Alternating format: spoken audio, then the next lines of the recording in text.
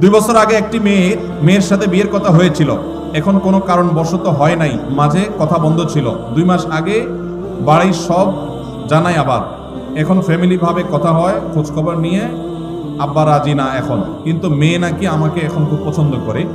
আমি সব জায়গা থেকে ব্লগ দিয়েছি তাকে কষ্ট দেয়াতে এখন কোনো গুনাহ হবে কিনা আমার?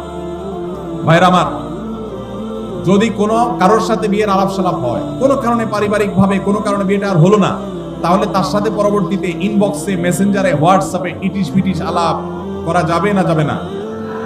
যদি করেন তাহলে সেটা হবে জেনা। সেটা হবে কি? জেনা। এখন যদি বলেন যে না, সে মেয়ে আমাকে ডিস্টার্ব করে, হাই হ্যালো জিজ্ঞাসা করে, আজের কথা জিজ্ঞাসা করে, তাহলে সোজা ব্লক মারবেন। সোজা কি মারবেন? আর এই ব্লক মারলে যদি মনে হয় যে না, তিনিও তো একজন মানুষ, তার মনে কষ্ট দিলে কি আল্লাহ খুশি হবে, তাহলে বুঝবেন যে সাক্ষাৎ শয়তান হাজির হয়ে গেছে। কি হাজির হয়ে গেছে?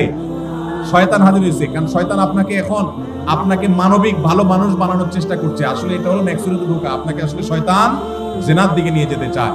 অন্যায় থেকে বাঁচার জন্য, হারাম থেকে বাঁচার জন্য যদি কাউকে আপনি ব্লক লিস্টে রাখেন, ইনশাআল্লাহ গুনাহ তো দূরের কথা, উল্টা সওয়াব হবে আল্লাহর কাছ থেকে। আল্লাহ আমাদেরকে তৌফিক দান করুন।